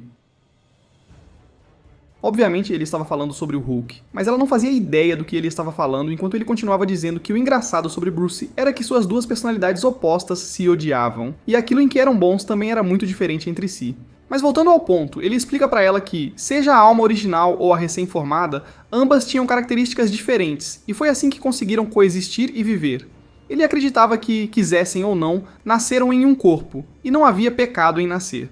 No entanto, ela não parecia gostar do que ele estava dizendo, e de repente gritou que neste mundo havia alguns para quem nascer era um pecado. Conaluk ficou lá, pois entendia bem a cunha dessa criança de 3 anos à sua frente. Mas agora, ele realmente não podia fazer nada, então simplesmente se afastou enquanto ela apenas ficou sentada debaixo da árvore. Na manhã seguinte, ele acordou cedo e estava indo em direção à parte sul da academia. O motivo pelo qual ele se levantou tão cedo e saiu dos dormitórios antes mesmo de ouvir o som dos pássaros era porque era o início do fim de semana, e ele queria ir verificar o quadro de missões. As pequenas e grandes comissões exibidas ali ajudavam o jogador a subir de nível em preparação para a próxima missão principal, o que simplesmente significava que era uma ação necessária se quisesse progredir. Porém, o objetivo dele não era exatamente subir de nível, então não havia necessidade de continuar fazendo isso. Ele só queria testar outra coisa. Mas, deixando isso de lado por um momento, havia a Alicia bem ao lado dele, e ele se perguntava por que ela estava encarando o quadro tão intensamente. Pensando bem, ele não tinha muita informação sobre ela, porque em sua vida passada, Su a esfaqueou, e suas próprias memórias eram um pouco diferentes do que ele tinha visto no jogo.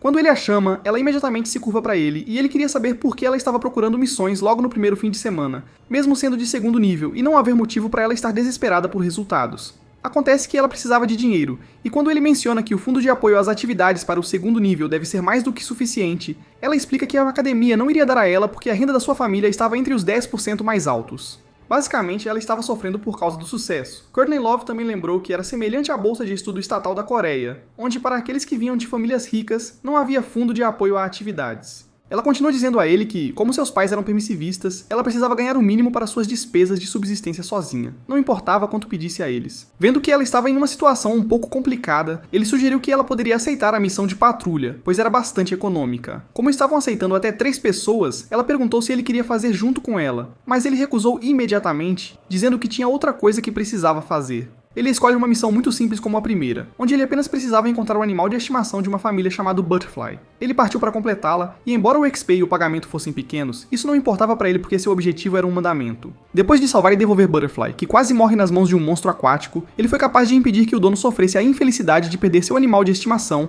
e cair em depressão. Como resultado, a garotinha ficou aliviada enquanto ele recebia 5 pontos por cumprir seu dever. Ao ver que o mandamento estava sendo ativado, ficou claro que até mesmo as missões mais triviais lhe dariam pontos incríveis. E só de pensar nisso, ele começa a rir como um maníaco, até assustando a garotinha. Assim, ele começou a aceitar várias pequenas missões onde podia cumprir seu dever de proteger os inocentes e começou a acumular pontos.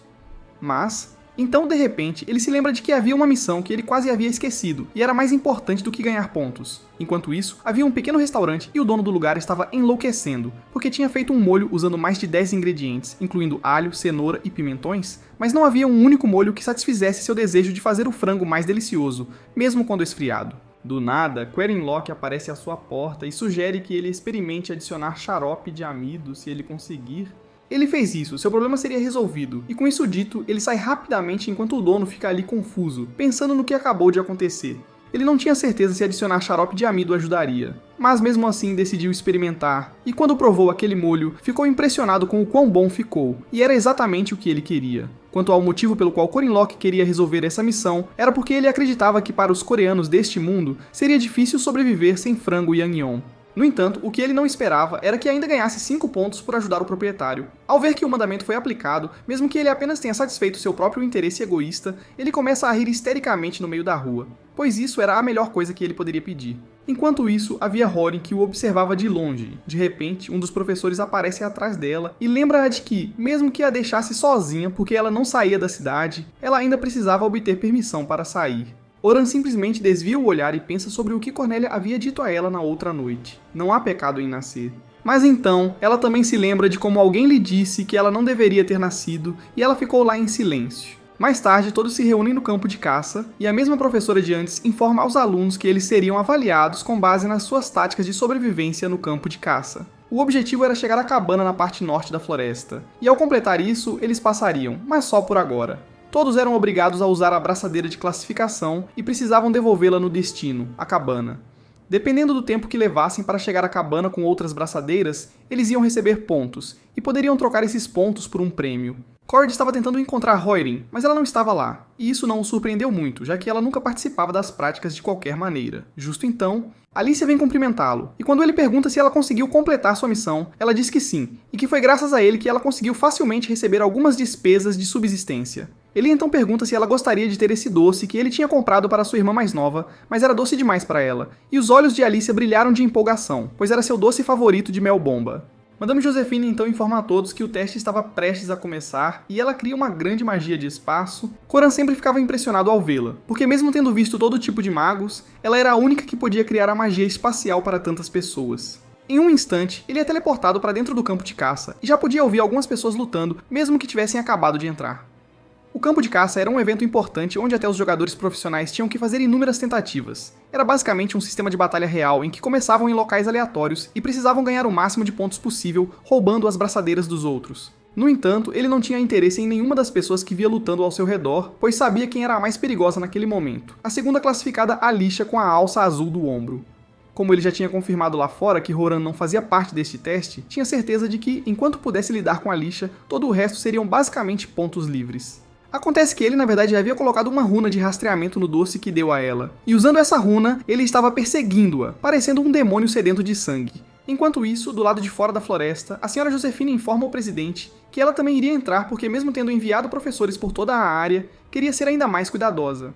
A propósito, ela pergunta a ele onde estava Horan, e ele responde que ela entrou sozinha, o que foi surpreendente, pois ela nunca havia feito isso antes. Mas desta vez, ela estava realmente lá dentro, perseguindo Corrin sem que ele sequer percebesse. Enquanto isso, Alicia estava lutando contra um grupo de homens, e parecia estar se defendendo bem, mesmo que as chances estivessem contra ela. Um homem tenta atacá-la por trás, mas de repente, ele é atingido por uma pedra que foi lançada nele. Na verdade era Khorne, e ela ficou feliz em ver que ele estava lá para salvá-la, mas mal sabia ela que ele estava na verdade lá para pegar sua abraçadeira enquanto começava a atacá-la com sua lança. Ela ficou chocada e não podia acreditar no que ele estava fazendo, pois pensava que ele era uma boa pessoa porque ele deu doces. No entanto, ela não conseguia usar sua habilidade Olhos Vigilantes direito ainda. Então, quando se tratava de poderes de luta, ela era apenas mediana, em torno do segundo escalão, e foi por isso que Corium estava ali atacando para garantir uma abraçadeira fácil. Ela era incomparável à sua verdadeira irmã genial, mas aí... Ainda assim, ela estava entre os 1% melhores. Ele usou isso para pegá-la de surpresa e começou a atacá-la com força. Ela ficou chocada ao ver o quão forte ele era. E vendo a maneira como ele a atacava, tudo o que ela podia fazer era ficar na defesa porque entendeu que ele estava manipulando-a e pressionando-a. No entanto, ela podia ver que os movimentos dele tinham falhas, e ela só precisava usar esses intervalos entre os golpes e cortes dele. Mas quando ela tenta atacá-lo, ele instantaneamente a bloqueia e afirma que ela carecia de prática devido à dependência excessiva de seu talento. Ele desvencilha-se do ataque dela, pressiona sua espada no chão e se posiciona para apunhalá-la em linha reta. Apenas combinando esses ataques básicos, ele foi capaz de criar o contra-ataque mais básico, mais extremo, e a atinge com tanta força que ela é lançada para trás. Ela percebeu que, se não tivesse bloqueado aquele ataque imediatamente com sua aura, teria sido muito mais perigoso. Não era que ele fosse super forte ou algo assim, mas apenas a maestria que ele tinha sobre suas habilidades era fora deste mundo. E ela começou a se perguntar quem exatamente ele era, porque claramente ele não parecia um mero cavaleiro de quinto escalão. Ela admite a derrota e ele finalmente pega aquela faixa azul dela. Nesse momento, ele ouve alguém gritando por perto e quando olha para trás, de repente, uma espada o ataca do nada, mas ele consegue bloqueá-la a tempo. Era muito pesada e ele soube instantaneamente que era uma espada mágica feita de pedra de ferro pesado que era 4 vezes mais densa que o aço, e era até eficaz contra a maioria dos grandes monstros-chefes. A espada voa de volta para seu dono e é revelado que era Dran Warski, outro personagem de segunda classificação que estava lá para pegar a braçadeira azul. Corran realmente não queria lutar com ele ali porque, mesmo depois de ter matado incontáveis pessoas atrás dele, não parecia ter um único arranhão. Ele estava em outro nível em relação a Ayesha, e assim, já que não tinha outra opção, ele rapidamente começa a fugir porque não havia nenhum ponto em lutar com ele agora. Até Dran ficou confuso, mas estava certo de que Corran estava carregando a braçadeira azul, então começou a persegui-lo, lançando todas as suas espadas nele. Enquanto Corran estava fugindo, ele olha para trás e vê Alicia correndo com ele, gritando que não queria morrer. Ele entendeu que só precisava levar essa braçadeira de volta para a cabana, e era exatamente para lá que ele estava indo. Mas quando ele finalmente chega lá, vê Cranel Ludin, mais um personagem de segundo escalão, parado bem na frente da cabana com seu golem, pois ele também queria pegar a braçadeira dele. A situação estava ficando cada vez mais difícil, pois na frente estava Cranel e atrás deles estava Dran. Mesmo tentando evitar uma luta, agora parecia que ele teria que lutar com 2 caras nomeados ao mesmo tempo, e simplesmente não havia saída dessa vez. Então ele pega sua lança e se prepara para lutar tanto contra Cranel quanto contra Dran, enquanto ambos correm na direção dele. Corte para alguns momentos depois, o primeiro vencedor bate na porta da cabana e era de fato Coriban, agora com 3 braçadeiras azuis em sua posse, perguntando se poderia escolher seu prêmio agora. Até o supervisor ficou surpreso ao vê-lo segurando 3 braçadeiras e o elogiou. Quando a batalha terminou, Alicia ficou simplesmente impressionada após ver todos os movimentos que ele fez nesta luta. Ele perfurou o núcleo da espada mágica antes que ela pudesse alcançar seu máximo e então a cravou no chão para que não pudesse ser retirada. Usando o mínimo de movimento possível, ele desviou das espadas que não podia bloquear e as guiou direto para os golems. Em seguida, ele se moveu para trás de Draun e o usou como escudo para se proteger dos ataques dos golems. Enquanto Draun mantinha o golem ocupado, ele rapidamente destruiu também o núcleo do golem e foi lidar com Cranel. Julgando por suas ações, físicas ou psicológicas, ela teve a sensação de que ele era uma pessoa que havia lutado no campo de batalha inúmeras vezes porque era capaz de organizar cada coisa em um único momento. A forma como ele usou apenas as técnicas básicas da lança e sua experiência para superar suas fraquezas, ela sentiu como se estivesse vendo sua irmã em ação. Ela lembrou-se das palavras que ele lhe dissera, que ela carecia de prática devido à sua dependência excessiva de seu talento, e levou-as a sério ao perceber agora que também precisava trabalhar duro. Tron, por outro lado, também estava perdido em seus pensamentos, pois antes mesmo de poder demonstrar seu poder, foi derrotado em um instante, e parecia que seu oponente já conhecia suas técnicas e habilidades. Enquanto isso, Cranel estava no chão, lembrando-se do que Corrin disse a ele. Ele aconselhou que os golems eram alvos grandes para oponentes pequenos, mas poderosos. Então, em vez disso, ele deveria ter encontrado um amigo para proteger a cabana por ele. No entanto, o pobre Cranel não tinha amigos, e essa derrota realmente feriu sua alma. Foi nesse dia que os 3 alunos do primeiro ano mencionados passaram a se lembrar de Corin Locke à sua maneira, enquanto ele, por outro lado, estava simplesmente brincando na cabana. A única pessoa mais forte restante entre os participantes do campo de caça era a druida que havia recebido a proteção da floresta. Seu nome era Yu, e ela podia controlar as árvores ao seu redor. No entanto, os participantes não eram os únicos lá. A pessoa mais forte de toda aquela floresta era a maior maga da Academia Merkabah, Mariette Dunalef. Como os veteranos como ela estavam assumindo o papel de monstros e ajudando no treinamento prático, o confronto para Yu foi muito azarado, pois ela foi literalmente derrotada com um único golpe pelo feitiço de água de Mariette. Esse era o ponto onde o treinamento de prática de caça no terreno de caça deveria terminar originalmente. Mas então, Horan aparece bem atrás de Mireille. Mariette mantém-se no personagem e pergunta se ela estava procurando alguém, mas ela a ignora completamente e passa direto por ela. De repente, Mariette bloqueia seu caminho com uma parede de gelo e diz que ela não deveria simplesmente ignorá-la assim, porque, de acordo com as regras, ela era na verdade um monstro agora e não poderia fazer o mesmo com ela. De volta à cabana, o professor lá informou Corin que ele ganhou um total de 117 pontos, e que era uma pontuação que não era vista há muito tempo. Havia vários itens que ele podia escolher como prêmio, como uma faca de presa de javali fosca, um casaco de proteção de couro e bile de urso-tubarão. O item mais valioso entre eles era a bile do urso-tubarão, mas ele já tinha algo em mente que queria, e isso era a semente de mandrágora. O professor também ficou impressionado, vendo que ele tinha bom olho para as coisas. Ele então pergunta o que ele gostaria de fazer com os seus 17 pontos restantes e ele pega algumas coisas aleatórias, como suplementos nutricionais de plantas e protetores de ouvido. Saindo da cabana, ele se lembra de como, mesmo entre suas inúmeras tentativas repetidas desta parte do jogo, as coisas nunca tinham funcionado tão bem para ele. Além disso, foi também a primeira vez que ele viu Lark e Jagger terminarem o teste também. Ele ficou feliz em ver que os dois trabalharam juntos e Jagger sugere que eles deveriam treinar um pouco mais na sala de treinamento de resistência à noite. Mas em vez disso, ele queria ajudar Cranel a encontrar seu núcleo de golem, porque era precioso para ele, e pediu aos dois que o ajudassem também. Cranel afirmou nervosamente que eles não precisavam fazer isso por ele, mas Coran queria ajudá-lo porque em sua vida passada, ele realmente trabalhou muito com um. E não havia muitos dealers tanque agro tão bons quanto um golem para a batalha com monstros semi-grandes. As coisas parecem estar chegando ao fim, onde Cranel agora está restaurando o núcleo. Alicia estava supostamente ferida, Dran estava simplesmente sem força de luta, e quanto a Druid Yu, ela parecia estar praticamente morta. Ele a ajuda a se levantar, e ao vê-la naquela condição, ele pensou consigo mesmo que Mariette estava exagerando indo tão duro com essas crianças. De repente, toda a área começou a tremer e as criaturas da floresta estavam fugindo de algo. Com uma voz fraca, Yu murmura: "Fuja, Mariette." E ele começa a se perguntar o que exatamente estava acontecendo. Mariette era alguém que tinha uma habilidade natural para analisar magia e foi abençoada com uma quantidade insana de mana. Ela nunca experimentou desespero, frustração ou falha, e era ela quem iria continuar o caminho de Josephine. Para ela, este campo de caça era como um parque onde precisava gerenciar a dificuldade moderadamente e ajudar seus juniores a crescer. Ou pelo menos era isso que ele sabia sobre ela, porque enquanto a cena corta para Mariette, ela parecia estar lutando contra Corinne. Mesmo quando ela tentava atacá-la com cristais de gelo, ela simplesmente os destruía todos e continuava a pressioná-la. Encurralada, ela percebeu que não podia lutar apenas com magia de nível elementar agora. Ela começou a se perguntar o que deveria fazer. No entanto, mesmo tendo prometido aos professores seniores que não usaria magia de ataque acima do nível intermediário, ela já havia começado a usar magia avançada contra ela. Então, em outras palavras, embora quisesse negar, ela já estava usando todo o seu poder e estava sendo absolutamente destruída por Huirin enquanto era arremessada de volta direto em uma árvore. Naquele momento, ela entendeu que o que estava diante dela não era um cavaleiro, um mago, nem qualquer jogador. Era apenas um desastre natural em forma de humano. Com uma expressão de medo no rosto, ela grita para que não se aproxime e fique longe dela. Nesse momento, Josephine aparece de um portal à sua frente e assegura que tudo vai ficar bem. Vendo-a ali, Mariette sentiu-se aliviada e, antes que pudesse dizer qualquer coisa, desmaiou. Quando o treino no campo de caça chegou ao fim, houve vários resultados inesperados naquele dia. Para começar, o primeiro colocado que recebeu a maior pontuação foi apenas um estudante do 5º ano, Corinne.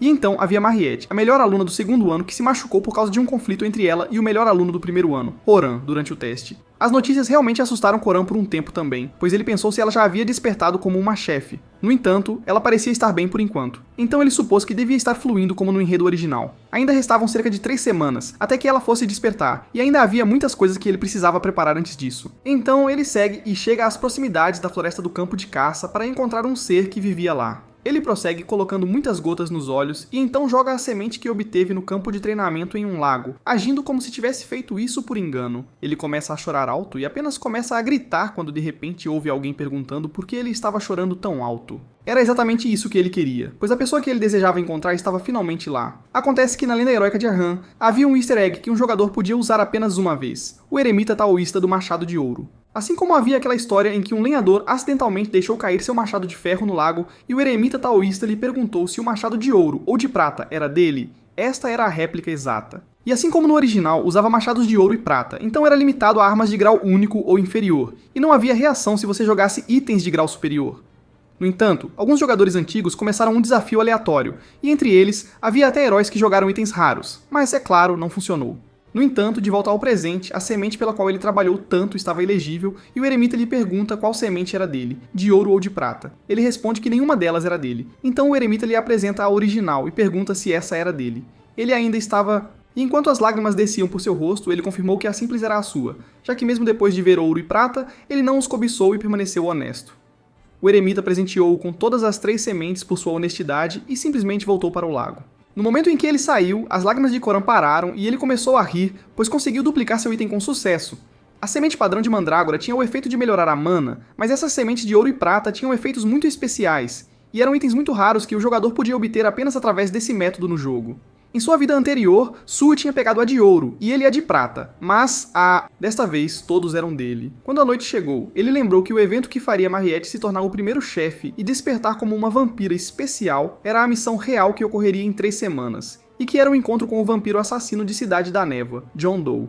Ele não sabia completamente como o agente da tribo demoníaca dentro dela iria despertar, mas ainda tinha tempo. E isso era na verdade parte do motivo pelo qual ele exibiu seu poder contra aqueles personagens nomeados de 2º escalão, já que simplesmente não havia como alguém querer lutar ao lado de um fraco de 5º escalão. A primeira coisa que poderia interessá-los era seu talento natural e força. Em uma semana, os mutilados também iriam se recuperar completamente, e foi quando ele planejou propor a criação de um grupo. Ele tinha certeza de que, se tivesse preparação suficiente e membros suficientes após essas 3 semanas, seria capaz de salvar uma garota de seu infortúnio.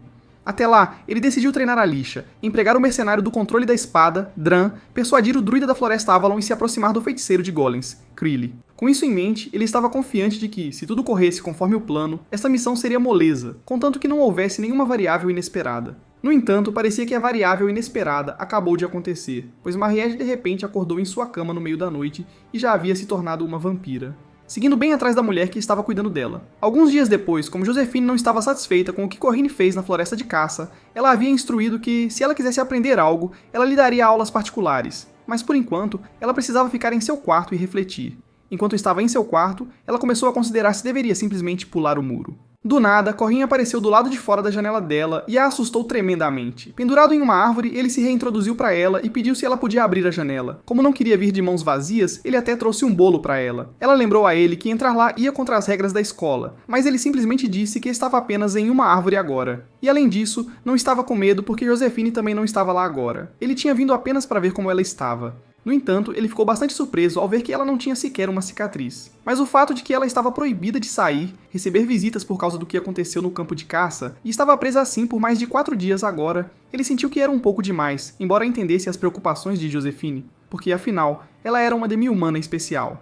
Warren então lhe disse que Josephine na verdade não estava lá há mais de 4 dias, e ele ficou tão chocado ao ouvir isso que perdeu o equilíbrio e caiu direto da árvore. Ele imediatamente começou a correr para descobrir o que estava acontecendo, porque definitivamente não era normal Josephine deixar a pessoa mais perigosa da academia, Warren, sozinha por 4 dias. Ele também viu os 2 antigos guardiões, a artista marcial representante, professora da faculdade de magia Dina, e o professor da faculdade de cavalaria Fairmacdaemon correndo por aí tentando encontrar alguém, e ele teve a sensação de que já sabia o que havia acontecido. Ele foi ver Mariette, mas o guarda disse a ele que não estava autorizado para visitar. Corinne tinha trazido um sanduíche e uma bebida, e disse ao guarda que foi Josephine quem o enviou. Ao ver que ele não tinha permissão para entrar, e além disso, Isabelle, que estava protegendo Mariette, também havia desaparecido. Ele sabia que algo não estava certo. E quanto mais ele pensava sobre isso, mais suas suspeitas pareciam estar corretas. Ele realmente colocou uma runa no sanduíche, e no momento em que o guarda deu uma mordida, foi atingido por uma dor de estômago e correu rapidamente para o banheiro, pedindo a Corinne que guardasse a porta por um tempo. Ao entrar na enfermaria, ele esperava que tudo estivesse bem, porque era simplesmente muito cedo.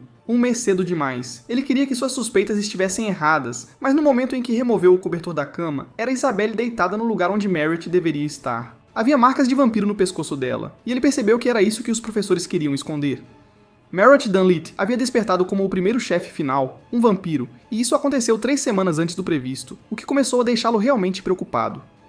Para derrotar o chefe final do primeiro ato, havia 4 fases da estratégia de ataque. Fase 1, onde o jogador poderia lidar facilmente com as ondas de monstros. Fase 2, onde precisavam contê-la com círculos mágicos. Depois de ganhar vantagem causando dano, havia a fase 3, onde precisavam enfrentar o inimigo poderoso que estava devastando o Reino de Sangue.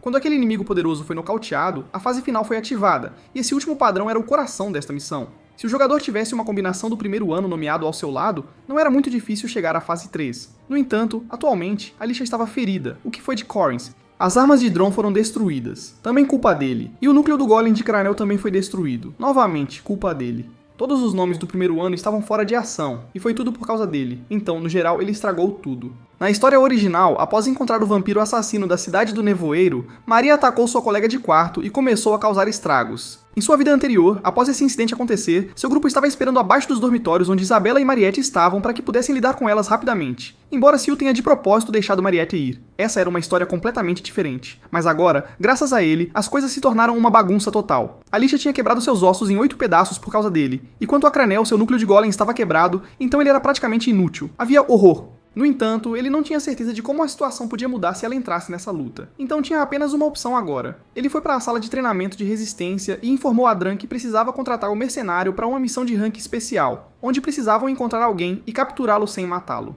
Dran disse a ele que seria difícil, e era a regra de mercenários como ele não entrarem em lutas que não podiam vencer. Além disso, sua espada também estava quebrada. Obrigado por assistir. Mas Corin o interrompeu e disse que a recompensa era 20 moedas de ouro, além de que ele poderia levar seu item de pó de alma como garantia se ainda não confiasse nele. Num instante, Jeron concordou sem fazer perguntas e se juntou ao grupo.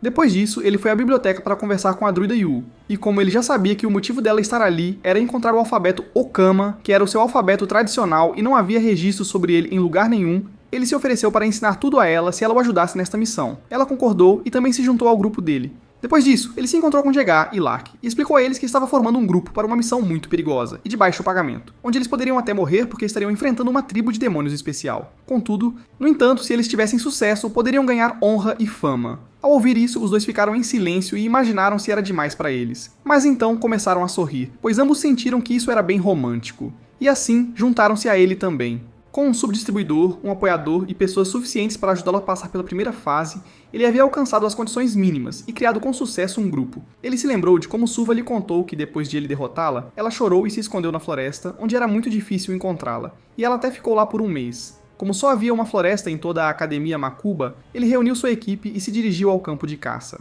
Enquanto caminhavam pela floresta, Draon o chamou de patrão, e perguntou a ele como eles iam encontrar Mariette, ao que ele respondeu que levaria vários anos se tentassem encontrá-la. O que eles precisavam fazer era apenas perguntar, e então ele olhou para Yu, que ainda não conseguia entender como ele sabia tanto sobre tudo. Mesmo assim, ela prosseguiu para chamar os espíritos e pediu que os guiassem até ela. Lark e Jaeger ficaram simplesmente maravilhados ao ver todo o processo, e como um monte de espíritos se reuniu ali. A julgar pela reação deles, Corin também entendeu que inúmeros espíritos devem ter respondido, mas é claro, ele não conseguia ver nada. Ele perguntou a ela se tinham encontrado algo, mas os 4 estavam apenas olhando para ele, e eles disseram que havia alguém bem atrás dele. Um monstro o atacou por trás, e ele rapidamente bloqueou com sua lança. Quando o cortou ao meio, um enxame inteiro de monstros estava avançando direto para eles. Lark assumiu sua posição, e Jaeger avançou confiante à frente, mas Coran disse para ele não fazer isso porque, ali, os monstros o cercariam num instante. Ele instruiu Jaeger a recuar 3 passos e diminuir seus números gradualmente enquanto Lark cobriria suas costas. Ele pediu a Yul para ficar na retaguarda com Lark,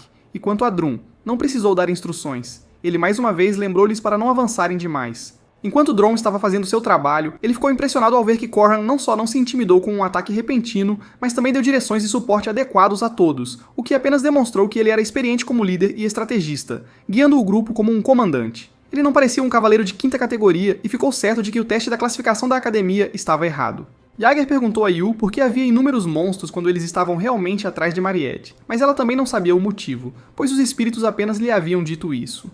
Lark supôs que ela poderia estar controlando-os porque os monstros nunca viajavam em grupo assim, e além disso, pareciam várias vezes mais ferozes do que o normal. Mas então Corran disse a eles que não era isso. Merritt não era uma marionetista ou algo assim que pudesse controlar esses monstros tão facilmente, e mesmo que fosse, não havia como ela os controlaria de forma tão irresponsável assim. Havia apenas uma razão que ele conseguia imaginar para esses monstros estarem atacando-os. Era sabido que eles atacam de acordo com seus hábitos, mas ocasionalmente surge uma situação desesperadora que os faz esquecer seus hábitos, como se houvesse algo a que não conseguissem responder e precisassem apenas fugir disso. Neste caso, era a própria Mariette. Ele instruiu a todos para estarem prontos, pois essa batalha estava longe de terminar, e mais uma vez lembrou-os de ficarem atrás para apoiá-lo. E eles confiavam nele, pois ele iria para a linha de frente. Seu terceiro mandamento, vou salvar o mundo, foi ativado, e elevou todos os seus atributos em 50%. Ele entendeu que isso significava que o destino de Marriott teria uma grande influência neste mundo, e é por isso que esse mandamento foi ativado agora. O sistema também queria que ele desse o primeiro passo para salvar o mundo parando Marriott, e assim eles se prepararam para avançar. Mesmo que o terceiro mandamento tenha sido ativado, ele também entrou em conflito com o primeiro mandamento, onde ele não podia fechar os olhos para as desventuras dos outros, porque embora Miriate agora fosse uma vampira, ela estava realmente chorando. Yuel percebeu isso e sentiu pena dela, mas Dra sabia que isso não mudava nada. Eles precisavam subjugar a tribo demoníaca, e ele rapidamente enviou sua espada para atacá-la de cima. No entanto, ela bloqueou com uma esfera protetora ao redor dela, e ele ficou chocado ao ver que sua pesada espada de ferro foi bloqueada assim. Black reconheceu aquele escudo, e ele era chamado de Orbe, que nascia do sangue de um vampiro. Mas o que o surpreendeu ainda mais foi que uma vampiresa recém-desperta como ela não deveria ser capaz de criar um orbe assim tão cedo. Corien assegurou-lhes que não precisavam ter medo, porque a vampira acabou de nascer e não conseguia receber adequadamente seu sangue ou mana. Portanto, enquanto não recebesse sangue de sua mãe, ela não faria nada além de bloquear. No entanto, Drama apontou que a habilidade de defesa era a principal fraqueza de um mago. E agora que isso estava coberto, era algo importante. Coran também concordou com isso. Marriott então lançou um ataque de grande alcance, e Yuel prosseguiu com sua ação. Já que estavam em uma floresta, toda essa área era seu palco, e ela ergueu uma grande parede usando as árvores e a proteção do seu espírito. No entanto, o ataque de Marriott não era brincadeira, e estava ficando difícil para Yuel manter a parede. Aquele único movimento sozinho havia consumido metade da sua mana, e como ela não teve muito tempo para se recuperar após o teste do campo de caça, seu coração de mana já estava pulsando. No entanto, ela queria continuar porque Khorne havia feito uma promessa absurda a ela. Ele entendeu que ela estava chegando ao limite, mas pediu que ela continuasse só um pouco mais, pois iria virar o jogo em apenas 5 jogadas. A luta contra o chefe vampiro Mariette do Nalef foi dividida em 4 fases. A primeira fase era onde monstros ao redor atacavam o grupo do jogador. Então, na segunda fase, depois que eles derrotavam os monstros, ela mesma aparecia. E a partir desse ponto, precisavam ir da fase 2 para a fase 4 para entrar no padrão de ataque do chefe final. Em palavras simples, até a fase final começar, ela não estava usando todo o seu poder. Este padrão era o mesmo no jogo e em sua vida anterior também. Como a parede estava começando a quebrar, ele instruiu Lark a sair antes de Yu, já que ele só podia usar magia de iniciante mais 2 vezes. Então, assim que Yu se juntasse a ele, eles precisariam ir o mais longe possível. Até agora, a quantidade e a escala dos ataques eram grandes, mas não eram tão poderosos. O verdadeiro desafio era a magia de alquimia que estava prestes a acontecer agora, e começou quando cristais de sangue congelado começaram a destruir a parede. Finalmente colapsaram, e enquanto todos os outros estavam em choque, Ul usou todos os seus poderes restantes e começou a lançar um feitiço. Corien já tinha gravado alguns textos naquela área para ajudá-la, mas por ser uma druida de sangue puro, só ela conseguia ativar esse feitiço. Era um texto antigo com um sistema e métodos que pertenciam a outro tempo ancestral, e era algo que só podia ser obtido após terminar o cenário maligno, onde ela sempre trabalhou para crescer como uma sábia da floresta. Era um texto que pertencia a uma família de sábios que amavam espíritos, e à medida que todas as árvores na área começavam a flutuar, elas se combinavam para formar o boneco gigante de Salgueiro, Wickerman. Yael não podia acreditar que conseguiu invocá-lo, enquanto Coran pensava consigo mesmo que, embora fosse meio considerado trapacear ajudá-la assim nessa situação, simplesmente não havia outra maneira. Ele instruiu Jagger a lançar o coruja-urso que ainda estava vivo entre os monstros de antes para o Homem de Vimy. Ficou surpreso ao constatar que estava certo e que havia realmente um coruja-urso ainda vivo. Claro, ele já havia preparado tudo isso com antecedência, e eles simplesmente não perceberam antes. Ele jogou o Owlbear no gigante e assim que o atingiu, explodiu. O Golem precisava desse sacrifício para queimar dentro de sua prisão de madeira oca, porque era uma arma mágica do tipo Golem que se movia até se consumir completamente. Marion atacou o Golem com sua magia de sangue, mas ele bloqueou com as próprias mãos e lançou um contra-ataque. No entanto, já estava se tornando demais para Yu, e estava sendo difícil para ela mantê-lo. Corrine pediu a ela que não parasse de controlá-lo, porque se o fizesse, todos morreriam ali, e mesmo estando em muita dor, ela ainda aguentou. Marriott atacou o Golem mais uma vez, e ele simplesmente recebeu todos os golpes sem sequer vacilar, porque um Homem de Vimy não era uma criatura viva, mas uma estrutura, então ter buracos no corpo não iria quebrá-lo. Ou pelo menos era isso que Corien havia pensado. Mas então, de repente, um de seus ataques perfurou o núcleo do Golem e apagou o fogo do Homem de Vimy, deixando Corien completamente atônito. Quando o Homem de Vimy caiu, ele percebeu que o senso comum que tinha deste mundo estava se virando e desmoronando bem na frente de... Isso era o que realmente significava enfrentar o nível de dificuldade especial, Mariette do Nalef. Yael ficou sem energia e rapidamente instruiu-a a recuar. Ela tentou insistir, mas ele disse que a presença dela ali agora não iria mudar nada, e ela também sabia disso. Então ela concordou e correu de volta enquanto Jagger perguntava a ele se apenas os 3 poderiam realmente fazer isso sozinhos. Corné simplesmente pegou sua lança e disse que ela agora havia usado todos os seus ataques de ampla faixa, o que significava apenas uma coisa. Era hora de enfrentá-la de frente, e ele correu em direção a ela. Enquanto os três avançavam, desviando de seus ataques, Jian tentou usar uma de suas espadas, mas o orbe ainda a protegia. Foi então que Jaeger saltou no ar e atingiu o mesmo ponto de cima, destruindo o orbe que a protegia. Esse era seu ataque especial, Destruição Cumulativa, onde o poder dos ataques que ele enfrentava se acumulava. E era exatamente isso que Corem precisava. Mas então, a fase 3 foi ativada, e Mariette iniciou o Reino de Sangue, criando uma esfera gigante que cobriu toda a área. Quando a poeira baixou, tanto Jaeger quanto Dran estavam derrotados, e Coran era o último em pé. Eles agora estavam presos no Reino de Sangue, e foi uma armadilha que foi ativada quando o orbe de sangue se despedaçou. Como ela estava apenas fazendo a defesa mínima quando o orbe se quebrou, isso sugou à força seu sangue e mana e criou uma criatura completamente nova que agora estava diante dele. Ele nunca imaginou que seria o último restante tão cedo, porque, para limpar toda essa luta, geralmente precisavam de pelo menos 3 pessoas ao seu lado até a terceira fase. Mas isso realmente não importava para ele agora, porque ao pegar sua lança, ele tinha certeza de que o resultado seria o mesmo. Em seguida, voltamos à noite em que Marriott se transformou em um vampiro. Era de conhecimento comum que, como humanos, somos capazes de diferenciar entre humanos e gado, e é por isso que os humanos sentem repulsa e fecham os olhos ao assistir às lutas desesperadas do gado que não quer morrer. Ao acordar durante a noite, ela sentiu um ar frio passando pelo corpo, o que era contrário à sensação de que sua garganta estava queimando. Aquela garganta encontrou seu caminho até o pescoço de Isabelle, que estava sentada ao seu lado, e ela rapidamente a mordeu. Suas presas, que naturalmente sempre estiveram lá, romperam a pele e alcançaram os vasos de Isabelle. O gado à sua frente estava tremendo, e ela não sabia se era medo ou resistência, mas não se importava e nem sentia necessidade de se encolher e fechar os olhos. Ela achou o som dos gemidos dolorosos dela tão belo quanto a melodia de um piano, e o sangue que fluía por sua garganta aquecia sua pele fria. E assim, ela sugou o sangue dela e a deixou deitada no chão. Os gemidos de Isabelle e o rangido da cama também haviam parado, e apenas as batidas de seu coração, que pareciam que poderiam explodir, se espalhavam por todo o seu corpo. O cheiro de sangue estava sufocando e enojando-a, e seu corpo começou a sentir como se estivesse desmoronando, porque foi nesse momento que ela percebeu que não era gado à sua frente, mas sim um humano. E ela havia cometido um crime onde quase matou sua amiga como se estivesse matando gado, o que a fez chorar. Assim que percebeu que tratava os humanos como gado, segurou o estômago faminto e fugiu para as florestas até que Corin veio encontrá-la. O cão de caça ruge na frente dele e lança um ataque, mas ele simplesmente o corta ao meio. O cão então cria 2 pequenas cópias de si mesmo, mas ao tentarem atacá-lo, ele simplesmente as evade e depois as apunhala por trás com sua lança. Depois de cuidar desses 2, ele começa a zombar do cão e então, de repente, ele começa a se mover muito rápido. Por um segundo, Corin também pensou que ele tinha simplesmente desaparecido. No entanto, ele estava se movendo tão rápido que não conseguia vê-lo. Mas ele não estava nem um pouco assustado, e diz ao monstro que o importante para uma vitória não eram 100 passos, mas sim procurar os pontos fracos com um passo, o que ele já sabia. E ele o ataca exatamente no ponto fraco usando sua lança. O Reino de Sangue se despedaça completamente, e ele conseguiu matar o cão de caça sangrento. Mesmo estando à beira da morte, parecia que o monstro ainda queria proteger seu criador até o fim. E Cora notou isso, já que ele próprio estava lá para realmente salvar Mariette, que havia entrado na fase final. No jogo, assim que essa fase começa, ela coloca um dos membros do grupo em condição crítica, e foi por isso que ninguém conseguiu completar sozinho. Normalmente, para salvar o membro do grupo que se tornou alvo da sucção de sangue, todos os membros do grupo precisavam ficar bem próximos e estar juntos aqui. Mas agora que ele estava completamente sozinho, ela rapidamente avançou direto para ele. Como não havia ninguém para ajudá-lo agora, ele se rende e ela começa a sugar seu sangue. Ele podia sentir sua vida sendo sugada. No entanto, ele não estava desistindo e decidiu suportar, pois tinha essa habilidade exata de que precisava para este momento: regeneração dos guerreiros persistentes. Mesmo que a habilidade o estivesse mantendo vivo, ele ainda sentia dor, mas continuou resistindo porque queria devolver a essa garota gentil o que ela era quando costumava compartilhar todas aquelas batatas com todos. Então, como um adulto, ele simplesmente acaricia sua cabeça e lhe diz para tomar o tempo que precisar. De repente, ela para e começa a chorar. Corin se lembra de como Saban Shadukai também sugou o sangue e matou seu servo no momento em que despertou como um vampiro. Mesmo um grande comandante que ficou na história não conseguiu controlar seu desejo de sugar sangue.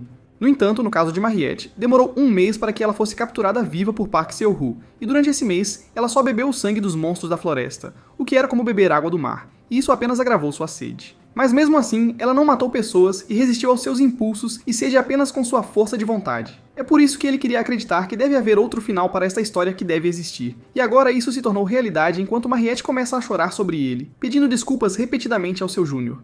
Ele pensou consigo mesmo que em sua vida anterior, talvez ele também a tenha visto apenas como um personagem, assim como ela fez. No entanto, os ensinamentos de seu mestre que encontrou neste mundo o transformaram em uma pessoa diferente. Sua professora também costumava lutar com uma lança, e ele se lembrava de como ela certa vez o chamou de criança, e disse que enquanto ela fosse adulta, tinha o dever de protegê-lo. A pessoa que ele costumava menosprezar por ser um NPC de jogo o protegeu e disse que ele era uma criança. Então, como sucessor dela, que viu seus últimos momentos e estudou seus ensinamentos, ele sentiu que seria aceitável deixar um pouco óbvio que ele era um adulto. Agora que ele conseguiu salvar Mariette, ele mais uma vez se determina a seguir um caminho diferente do de Park Soo. Mais tarde, dentro de uma prisão espacial feita pela professora Josephine, Mariette estava em uma cela comendo batatas como de costume quando Corin veio visitá-la. Ele perguntou a Josephine se podia entrar e ela não tinha certeza, mas ele a assegurou de que confiava nela. Vendo que ela ainda estava desfrutando das batatas, ele perguntou se ela ainda as achava saborosas, mesmo que suas papilas gustativas pudessem ter mudado, mas ela disse que era uma coisa que sempre tinha um gosto incrível, não importa como as cozinhassem. De repente, ele se aproximou demais dela e ela ficou toda envergonhada e disse para ele se afastar, pois ainda estava com cheiro. Depois de acalmar-se um pouco, ela confessou para ele que ficou muito assustada quando lutou contra Hwoarang, e realmente pensou que ia morrer ali. Mas mesmo quando estava com medo, ela não foi capaz de fazer o que ele fez por ela. Coran também pensou consigo mesmo que quando ela conheceu Hwoarang, isso deve ter evocado algo nela, o que a fez mudar de ideia e participar da prática no campo de caça. Lá ela coincidentemente encontrou Mariette, e para enfrentar a maga de primeiro lugar, ela também foi em frente e usou todos os seus poderes reais. Isso provocou Mariette, e a vampira dentro dela também reagiu. Ela também queria saber por que ele não desistiu dela. Foi o mesmo quando ele estava treinando com os corpos espirituais, onde todos zombavam dele, mas no final ele conseguiu. Ela perguntou como ele continuava fazendo isso, e ele disse que não era nada tão impressionante. Ele só sempre gostou de finais felizes, onde os mocinhos eram recompensados e os vilões eram punidos. Ele sempre adorou esse tipo de final. Ela era uma pessoa de bom coração, e como ela sempre foi gentil com todos, ele disse a ela que gostaria que ela continuasse a ser feliz. Ela ficou toda corada e sem palavras. Ela pediu que ele saísse por agora, já que precisava se refrescar. Então, Com isso dito, ele se despediu enquanto ela ficou sentada ali, grata a ele por confortá-la. No entanto, ela não tinha certeza se ainda tinha o direito de ser feliz. Aconteceu que ela seria isolada temporariamente. O que era compreensível, já que uma coisa tão grande aconteceu e seria difícil voltar ao normal imediatamente. No entanto, Coran acreditava que o isolamento poderia acabar em breve, já que o semi-humano Hwoarang já estava indo à escola sem problemas. Ele tinha certeza de que, mesmo que Mariette despertasse como uma semi-humana, a maioria das pessoas não teria medo dela de qualquer forma. Enquanto ele estava voltando, o próprio presidente veio até ele e perguntou se poderia ter um momento do seu tempo. Era a primeira vez que o encontrava, então começou perguntando como ele estava se sentindo e depois informou que queria falar sobre a punição de Myriad. Ele começou a ficar preocupado, pois nem sequer pensou nas consequências e se perguntou se isso realmente não iria levar a um final feliz. Ele pediu ao presidente que reconsiderasse, enquanto tentava explicar tudo a ele, já que foi ele quem realmente lutou com ela. Mas então o presidente simplesmente sorriu e disse a ele que na verdade não havia punição para ela. Ele também não acreditava que ela fosse perigosa mais, e apenas queria ver a atitude de alguém que realmente lutou contra ela. Agora que ele pôde ver sua reação em primeira mão, como ele estava tentando defendê-la, ele não tinha mais dúvidas sobre sua decisão. Ele também o assegurou de que o isolamento dela iria acabar em breve. Eles só precisavam ver sua estabilidade primeiro. Dito isso, embora ele tivesse ouvido a história de outros alunos, ele queria saber mais sobre os detalhes e perguntou se ele poderia compartilhar alguns com ele. Corin suspirou aliviado e continuou a explicar tudo o que sentia ser adequado compartilhar. Coisas como Marriott era apenas uma criança, não uma mãe.